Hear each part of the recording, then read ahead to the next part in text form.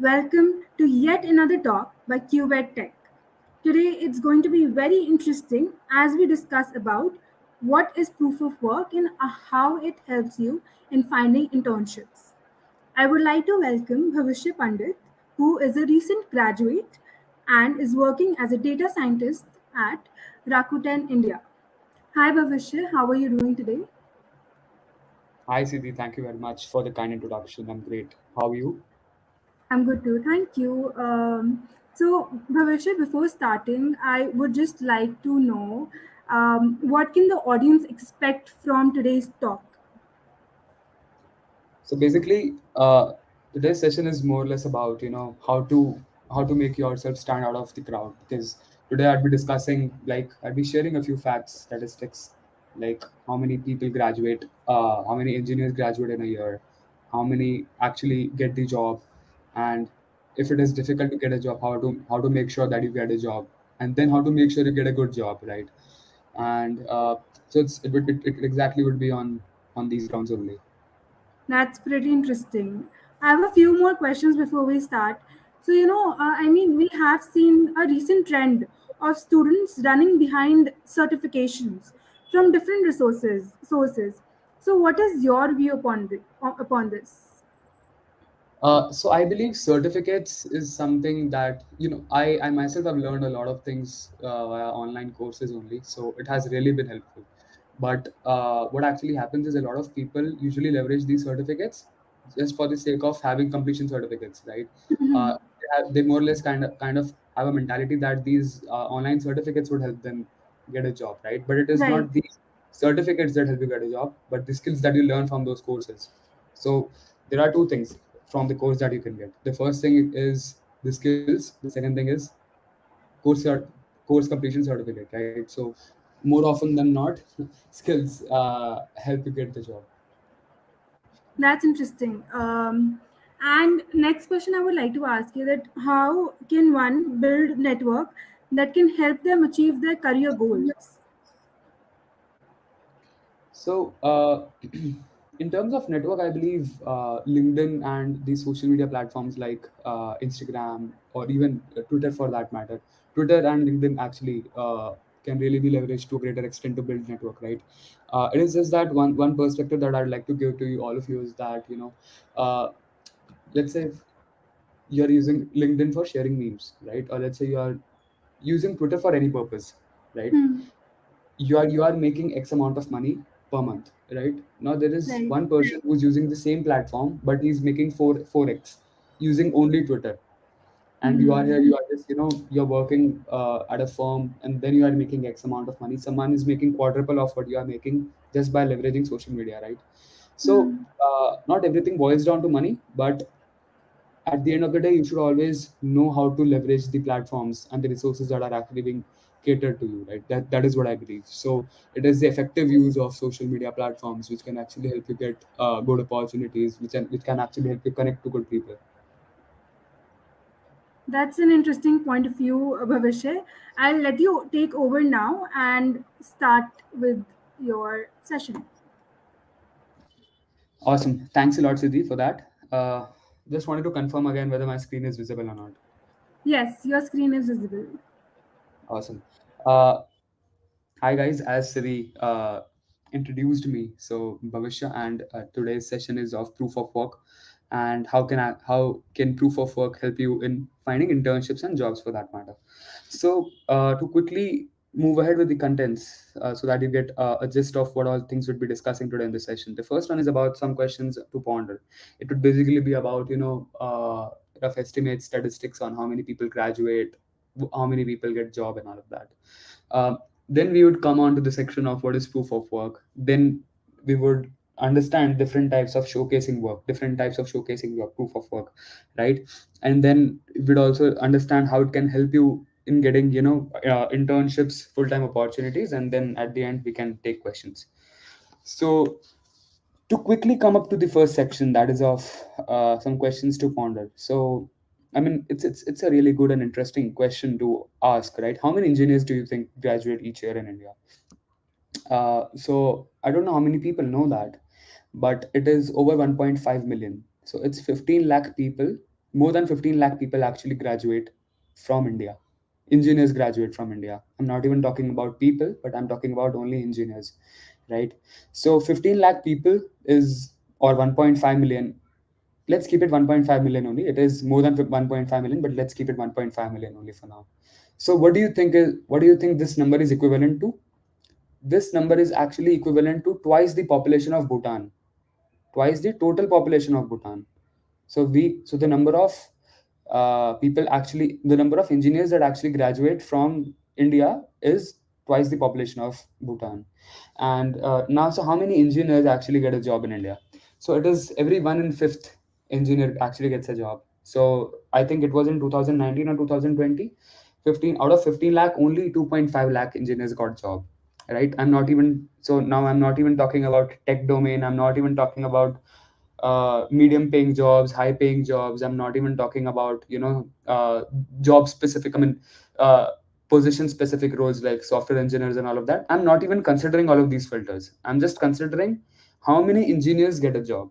It can be a job in, in some civil engineering domain. It can be in some mechanical engineering domain. I'm not even considering computer science. I'm not even solely considering computer science and engineering.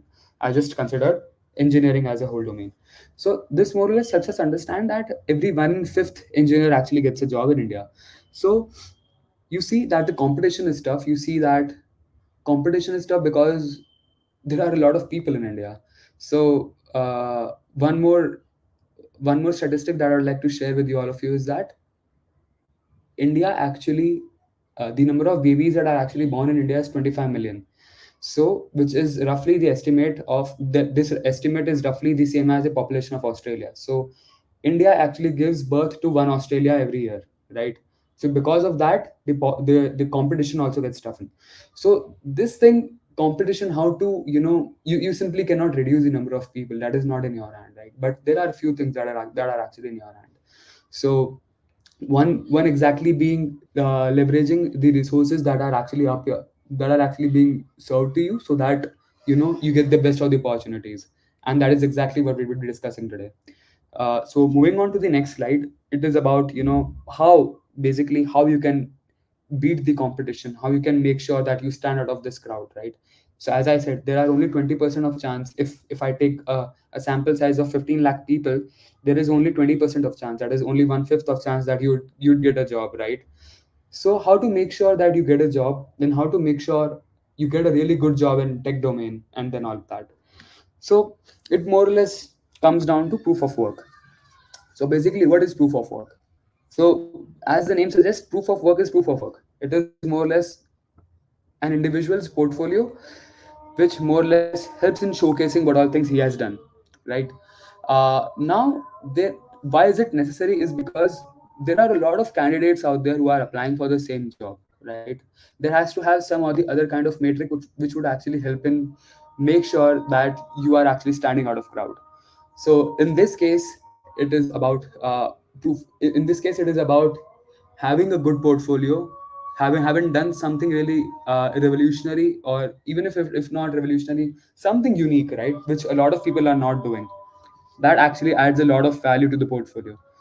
And one more advantage of actually having a portfolio that I'll just say and cover right now only is that when you have a portfolio, you actually you actually communicate a lot of things with less amount of words. Without even uttering a word, you actually communicate a lot of things. Let's say you have a good portfolio, uh, a good GitHub profile, right, or a good LinkedIn profile, and the recruiter is trying to see what all things you have done, right, or what all things do you actually do. So it more or less is showing that your interest. It shows what all things you post on LinkedIn, what all projects you have worked on GitHub. If you have contributed to any open source organization, it shows that.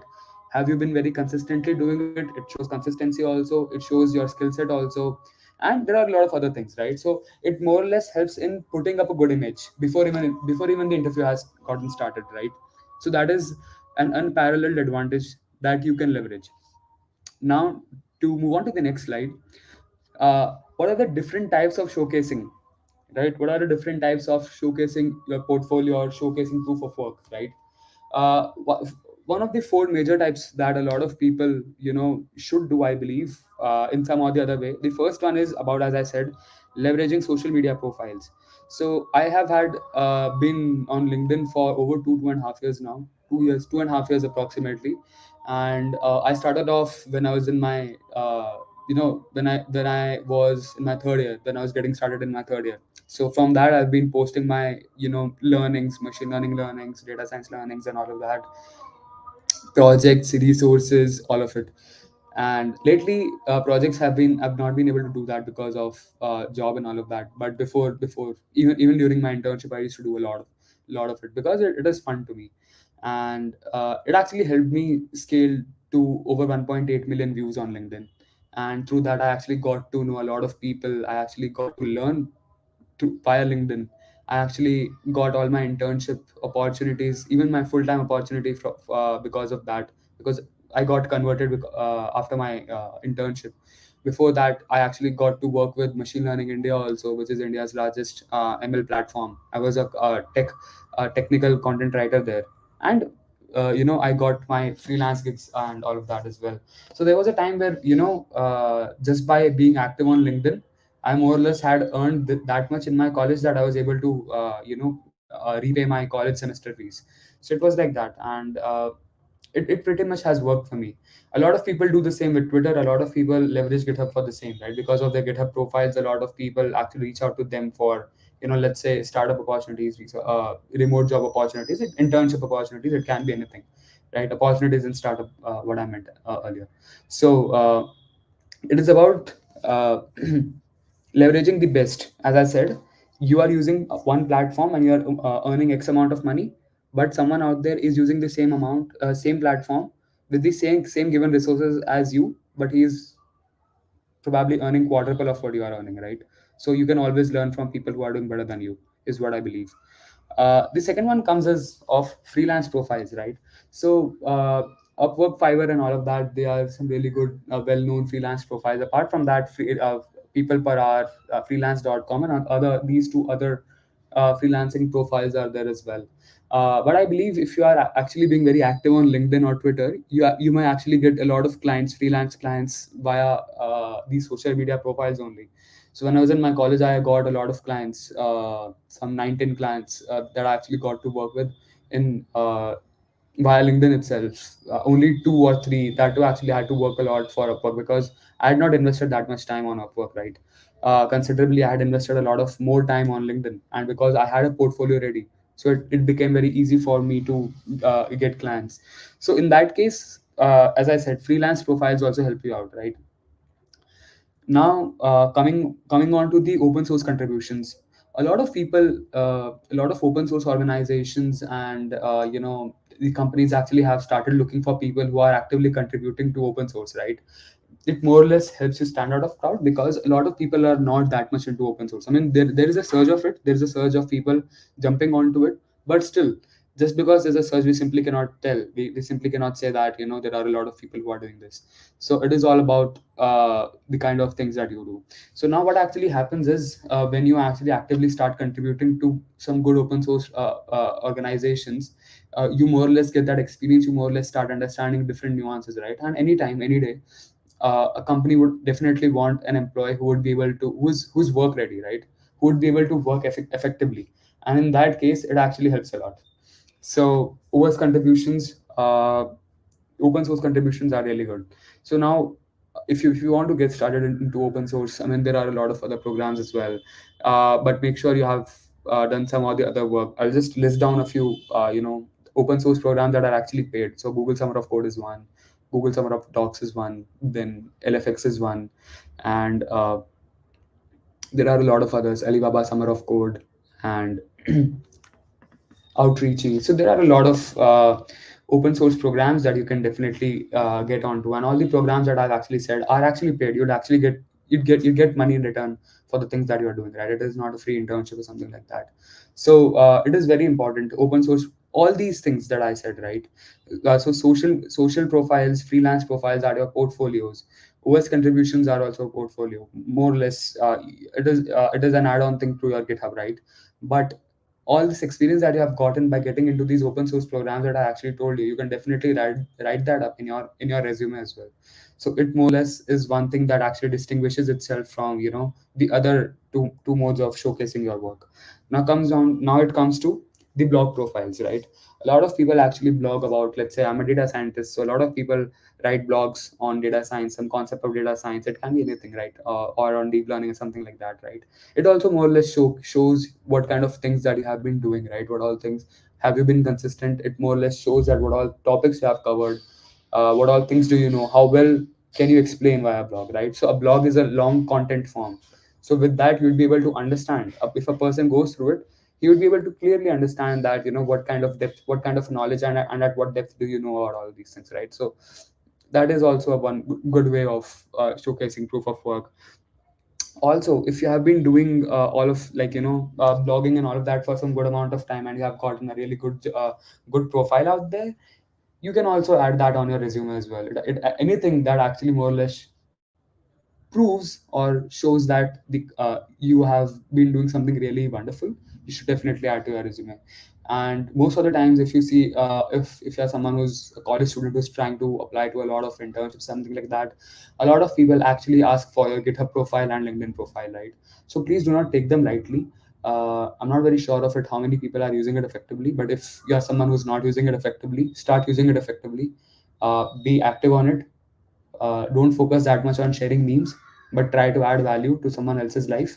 And in that pursuit, you'd add value to your own life. uh, that is what I'll say. Now I'd also try to cover a few other ways of showcasing work, right? Let's say you are not able to do any of these four, right? So what else can you do? So as a college student, there are a few other things that you can actually do. So you can actually have you can actually work on some really cool side projects which can actually help you get good job, or internship for that matter. It can be actually anything. There are a lot of projects that a college student has to do while being in college. It can be something of that sort also, but make sure it is unique, it is not copied, it is not something very common that the you know interviewer would know about already, right? Make sure it is not something on those grounds, because if you are talking something new, something unique that you probably believe the other person would not know, in that case that the person would actually show interest in listening to you. So that is very important. So make sure the side projects or the projects that you are actually working on actually are solving a problem, right? It should not be, and it should be unique, and it should not be that tech stack savvy, just because crypto, or I mean, just because blockchain and all of that is booming right now. So you just forcibly make a project on blockchain or ML or data science or something like that. No, it should not be like that. It can actually be a really good problem which can actually be solved with some basic tech stack, right? So it is the scale of problem that you have worked on, the kind of problem that you have tried to solve, rather than simply focusing on tech stack, right? I think that a lot of people would be taking your interview would love to know, and would love to see how well do you know the problem, how well did you research about the problem, what all techniques have you tried, why did you go with this technique that you have chosen finally, right? And how is this technique better than the things or the current system that are already there, or if they are not there, so why they are not there. So things like that. So if you are doing things on that ground, it would really be helpful for your own sake. So nevertheless, coming on to the second aspect, and that is of hackathons participation, right? A lot of hiring and all of that actually goes on from hackathons itself, right? So basically, even if you're not able to win a hackathon, right, you can simply so let's say, first of all, I'll just consider the case that you have won a hackathon. So if you have won a good hackathon, there are chances that you can actually get a good offer, right? So that is one thing. Now let's say you did not win, but you have had made a good project. That is also one kind of an experience, right? So you can add that to your resume as well. So hackathon participations, what did you build, what kind of thing it was, just on the similar grounds of side projects, as you would tell someone about your side project, you can definitely tell about your hackathon participation, what kind of product were you trying to build and all of that. So hackathon participation, just like side project, is equally important. And then internships. The more internships you have done, the easier it is for you to get a next internship, right? So one internship can help you get in another internship. It is just as simple as that. Someone who has not done any internship probably, has no experience, zero experience, right? But someone who has already done one internship or two internship, for him to get the third one, it is easier because it more or less shows in their resume that they have already worked on something, right? And since they have worked on, they already have experience and knowledge for the things that they have been doing, which more or less is more impressive and adds more weightage to their candidature. So as I said, internships actually help you get more internships, and more internships actually help you get full-time roles and all of that. So these three ways that you have seen of showcasing, right, more or less talk about, uh, you know the emphasis basically was about showcasing, and you can definitely add them up in your resume because they are one sort of the other. It is kind of an experience only, so it definitely can be added onto the resume as well. Now coming on to how does it helps in getting an internship, right? So two simple things. I mean, I would not even want to exaggerate on that. Only two things that actually helps you on that is, the first thing is actually it showcases your skills concisely. So before also, like I said, so when you're showcasing your portfolio, you're able to tell a lot about yourself and the work that you have done without even uttering a word. So that is a concise communication, and it actually helps put up a good image, put up a good reputation before even the interview has gotten started, right? So in that case, the kind of things you share online, or the kind of work that you would do, the kind of projects that you have worked on, your open source contributions, or your contributions to the community in the form of blogs or anything, right, is an add-on. Please do not take it lightly. Is an add-on. It is an add-on. The second thing that actually it helps you, especially in terms of social media profiles, right, it can be in the form of, especially I would talk about, you know LinkedIn, Twitter, GitHub, and YouTube content creation for that matter, is that it more or less pulls the attention of the people who are looking for talent, and in some or the other way you get benefited out of it. Because of you creating content consistently, what actually happens is, not only because of consistency you get into their eyes, but it also makes them remember about you. And since they have been consuming your content for quite a time, they more or less understand what all things you have been doing, right? So they know what they should expect when they interact with you in some or the other way, right? So it is totally up to you as to how you leverage these platforms. And definitely, when you know that they have been engaging with your content, if you know that if you just drop a DM to them, the chances of them replying to your DM increases substantially because they have been consuming your content, they have been engaging with your content, right? So in some or the other way, it more or less helps you network with people, it helps you connect with people who are of similar interest, right? It does not necessarily have to be in terms of finding a job, right? It can be in terms of, you actually get to know someone who's working on a similar domain. So let's say if that person needs some help, you'll be able to help. If you need some help, you know that that person has that potential to help you. So in that case, that helps you too, right? Even if none of those things actually come to play, you'd still be able to learn some of the other thing. Let's say that other person is also sharing something on the same platform, and since you have been engaging, both of them have been engaging to mutually engaging on the content, right, that the other person is sharing.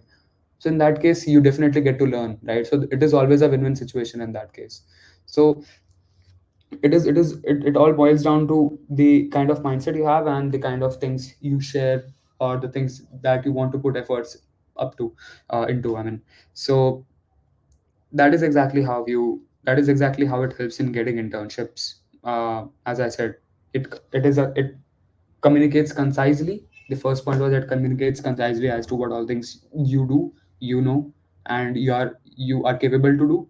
And the second thing is that it helps you network and connect with the right people. So that was all from my side for today's session. If you like the today's session, and if you want to connect, you can connect with me on LinkedIn. This is my LinkedIn username. You can connect with me on Twitter as well. You can also connect with me on GitHub. And thank you very much for today's session. And for now, we can definitely take the questions that are there in the chat. Uh, Back at you, Siddhi. Thank you very much. Thank you, Bhavishya. Everything discussed, everything that you told was really helpful, and we have some questions. Let's take them one by one. So, the first question is from Charlie, and he asked that what should I add to my resume if I'm applying for an internship but I have zero prior experience? So in that case, if you do not have any experience, right, you can showcase your experience in the form of side projects that you have worked on. So that is exactly what you can do. Side projects is more or less one thing that you can do. Even if one is side project, one is, you can try out online as to apply to a lot of content writing internships or uh, blog writing internships. There are a lot of platforms that actually help you get there. As I said, even if you do not have any internships, you can definitely do content creation out there, right? In terms of blogs, you can write blogs. You can try to get into some open source organization. You can try to contribute there as well. So there are a lot of ways to do it. But one very simple way of doing it is having good side projects that actually solve a problem and that are unique, not a copied one, not a common one. That's yes. I think that summarizes it. So I have now some questions from my side, Bhavishya. So we have discussed so many ways in which we can actually showcase that we have the skills. You know, you discussed about open source. You discussed about having hackathons, participating in hackathons, and other things. So, how do we select two, three events or two, three things to participate in? Two, three. I did not get it. Can you please repeat it? So there are so many choices, right, to make to be in this domain, to be in that domain, to do open source, to participate in a hackathons, to do content creation, to make your own personal brand. So how do Oh, you okay. summarize? Yes, How to choose which one to go to, right? exactly. Yes. So there are, as I said in this presentation, I more or less try to cover different ways of showcasing your portfolio, right? So one can definitely. So this question is very subjective, right? So in my case, I did not know a lot of people who would be ready to go along hackathon part and all of that, because a lot of people did not in my college, or the friends that I knew did not have that much enthusiasm in participating in hackathons. So it more or less was kind of a thing that I might not be able to do, right? So I did not do that much. I did not get that much into it. About open source, I got about it. I got to know about it, in my fourth year, in the starting of my fourth year, or I would say by the end of my third year. So I was a bit late because I was preparing for my interviews and all of that. So it is, I mean, it is very subjective to that person, and at what stage is he getting to know about the opportunity, or is he getting to know about the things that he can do, right? So side project, that is exactly why I said side project, is because that no matter what year you are in, no matter what college you are in, the college Mhm. that you have enrolled in definitely expects you to make some or the other kind of side project, right? So in that case, you are actually getting that awareness via someone. That is, you definitely are getting that awareness, right? I mean, I do not know how many people would actually see this video. A lot of people might not even know about open source contributions. A lot of people might not even know about content creation and all of that. But every college student knows about making projects, Right. right? Because they are enrolled Mhm. in a college.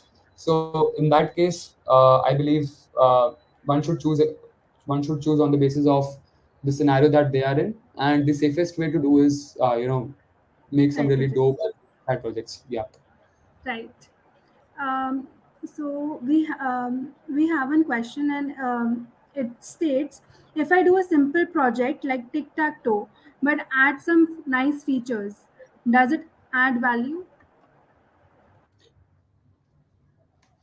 It depends on the interviewer also, right? But there is this one thing actually that goes, if you are not able to find a really good problem statement out there, try to solve a problem, or try to rebuild a product that has never been built before, right?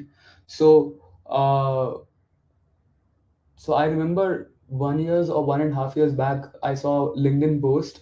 It was on the same grounds of classification of iris classification. but the way it was done was so unique, the deployment was so good, that it more or less, I still remember it even after 1.5 years, right? So if someone is just simply going without any deployment or something like that, and then trying to showcase to the interviewer that okay, I've done iris classification, which is again a common problem, common project that people work on, right? But that one person who is doing the same project in a different way, where he has added a few features, that actually will make me remember it. So even if you're not able to find a really good problem, or if you're not able to solve a really good problem, right, you can try to solve the same problem in a different way, or can have new features into that. It is completely good to go. Right. Next question says, is it really mandatory to have an internship or any prior work experience in particular to crack a job interview in India?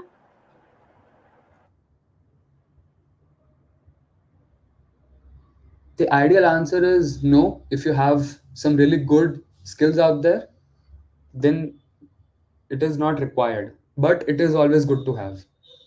Not being diplomatic, but being realistic in this case. A lot of people might not even consider you because you do not have any experience, right? So you should never have that mentality that I will be able to get a job even if I do not have an experience. You should always try to get some sort of experience and try to add that in your resume, so that you are always on the safer side. Ideally, if you have skills and if you get that opportunity, you would be able to crack the internship or that job, right? But let's say you're not getting shortlisted, then the better case is to be on a safer side, to have experience in that matter. Right. So Bhagwat asked that can we switch from service-based company to product-based companies? So I know someone who was actually was frying chickens and was a chef on some restaurant, something like that, and he is now a software engineer. So you anyways are into tech domain, right? So definitely you can also be there. Just that you have to have the right kind of skills and the right kind of mindset for you to help to get into that product based company, because uh, so in that case you should always try to shortlist 5 to 6 companies that you actually want to work in, and then try to understand what all things do they expect from a candidate who's coming to for the interview, right? And then try to prepare on similar grounds. It more or less increases the probability of you cracking it. Yes. All right. I think we will take some last questions and we'll wait for 2 minutes more. So, anyone having any questions, please put them now.